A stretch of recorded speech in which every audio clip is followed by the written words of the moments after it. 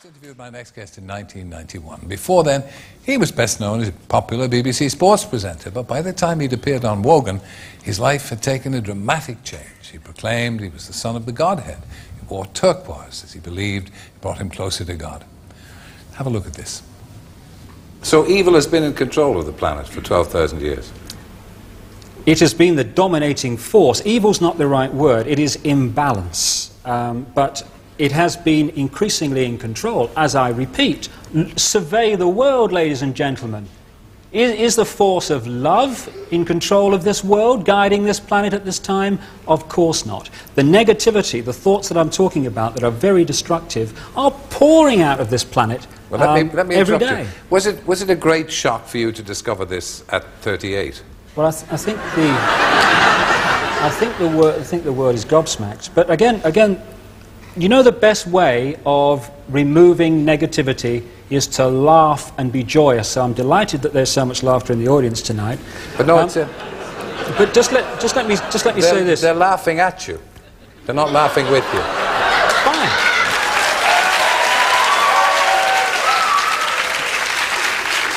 I didn't mean that to be hurtful. Terry. I don't want you to misinterpret it. They're not laughing in sympathy with you. So while 15 years ago he was ridiculed for his prophecies about natural disasters around the world, and now he has a controversial new view about who really is running the world. I'm delighted that he's agreed to come back. David Icke.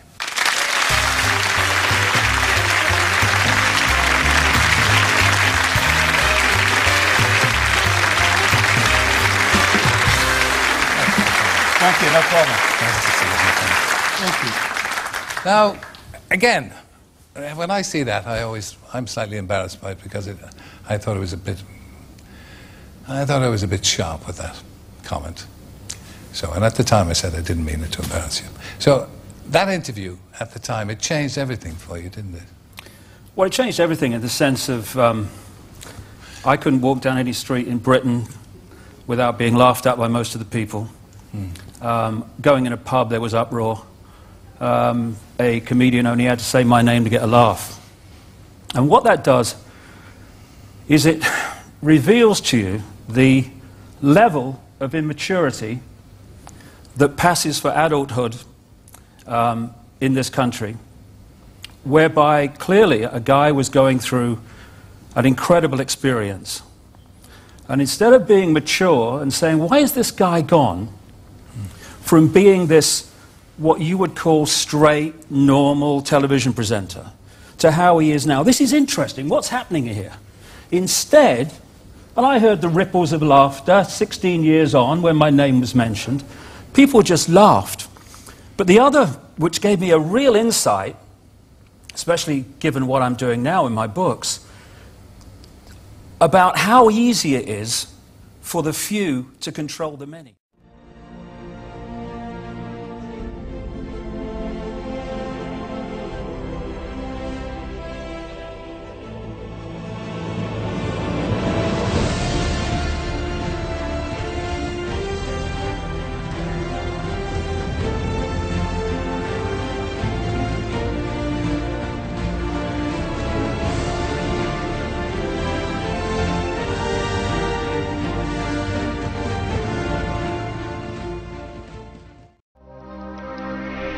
One of the main reasons that people are now looking at my books and what I'm saying in a vastly greater number than ever before is because so many of the things that I've written about over the years are now happening.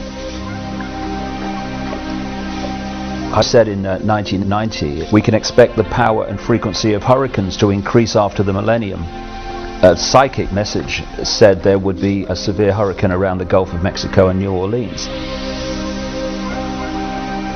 The bloodline hierarchy at the top of the human pyramid of control and suppression passes the baton across the generations, mostly sons following fathers.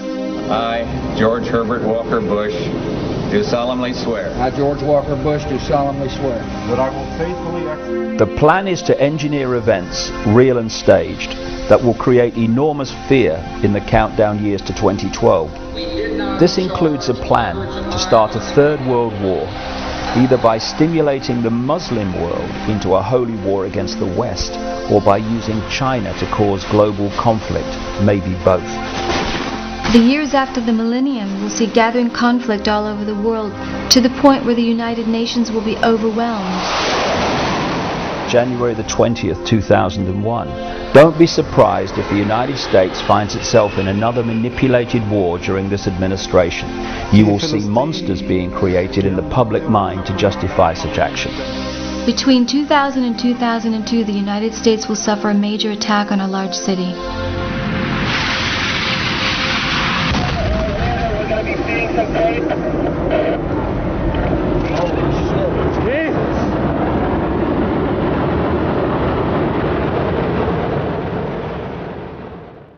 We laugh at sheep because sheep just follow the one in front. Ah, stupid sheep.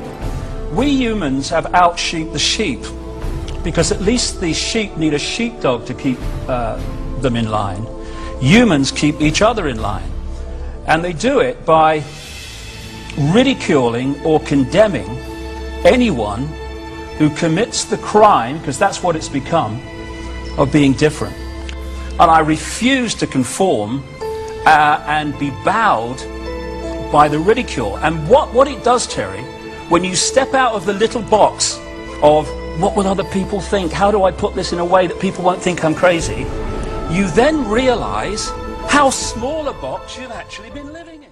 Right now we're building an embassy in Iraq that's bigger than the Vatican. We're building 14 permanent bases. What would we say here if China was doing this in our country or in the Gulf of Mexico? We would be objecting. We need to look at what we do from the perspective of what would happen if somebody else did it to us. They attack us because we've been over there. We've been bombing Iraq for 10 years. If we think that we can do what we want around the world and not incite hatred, then we have a problem. They don't come here to attack us because we're rich and we're free. They come and they attack us because we're over there. Now you probably noticed I don't feel about that war the way we were told we were supposed to feel about that war, the way we were ordered and instructed by the United States government to feel about that war. You see, I tell you, my mind doesn't work that way. I got this real moron thing I do. It's called thinking. And I'm not a very good American because I like to form my own opinions. Everybody's so busy wanting to be down with a gang. I'm a conservative, I'm liberal, I'm concerned. It's bullshit. Be a fucking person. Listen. Let it swirl around your head. Then form your opinion. By the way, that action you see Kennedy's head do in the Zapruder film, caused by a bullet coming from up there. Yeah. I know it looks to the layman or someone who might dabble in physics. This action here would have been caused by a bullet coming from, well,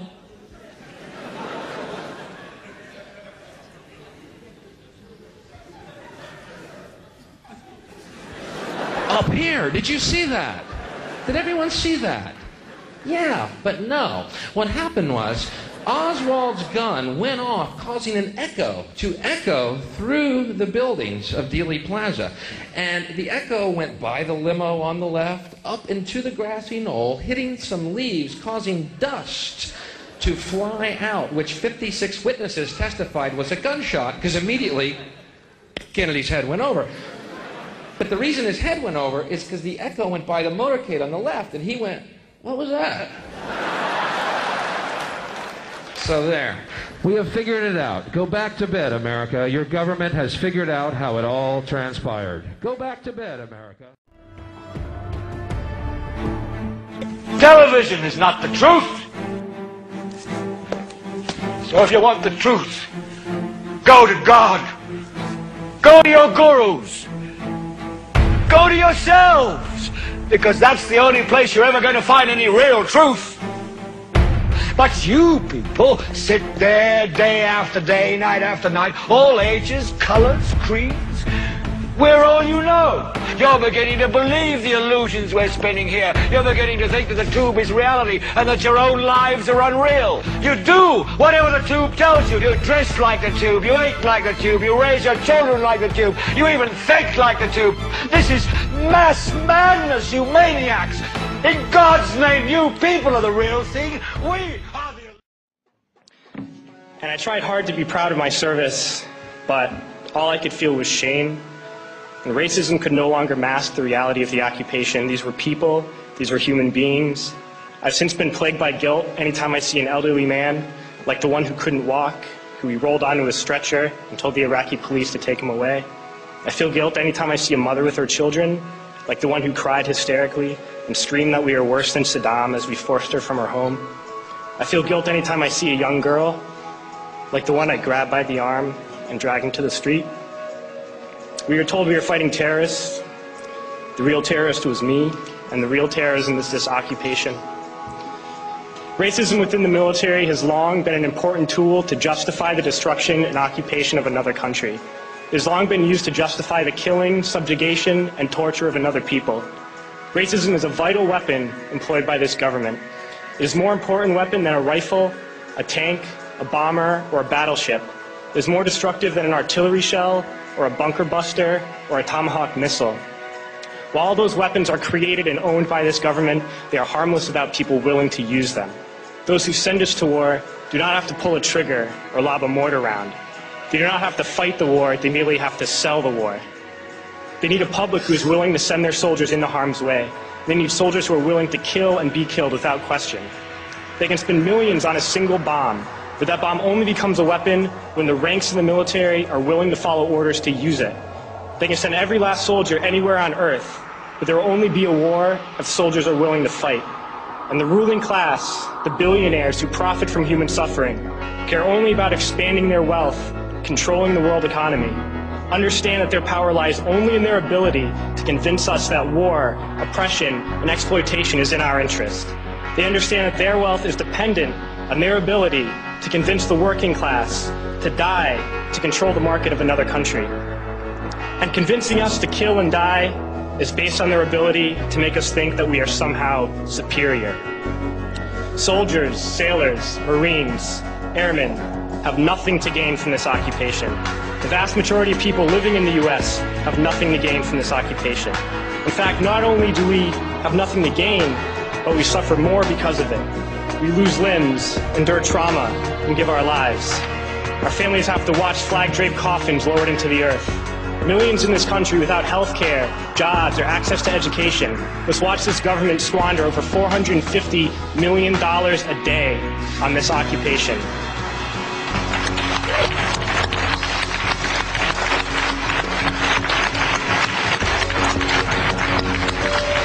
Poor and working people in this country are sent to kill poor and working people in another country to make the rich richer. And without racism, soldiers would realize that they have more in common with the Iraqi people than they do with the billionaires who send us to war.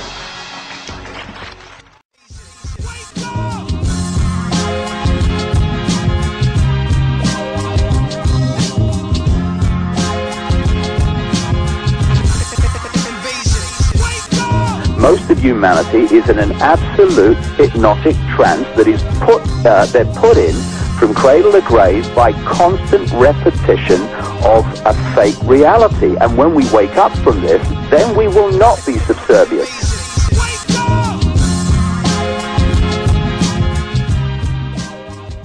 The bottom line is that the government is getting what they have ordered. They do not want your children to be educated. They do not want you to think too much.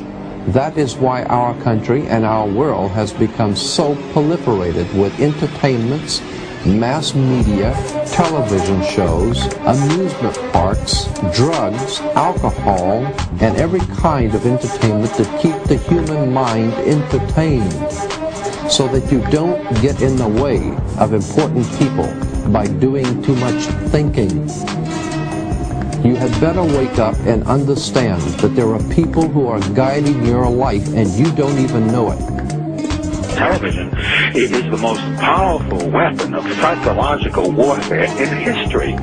The programming that we are constantly assaulted by throughout our life conditions us, it programs us to a particular world.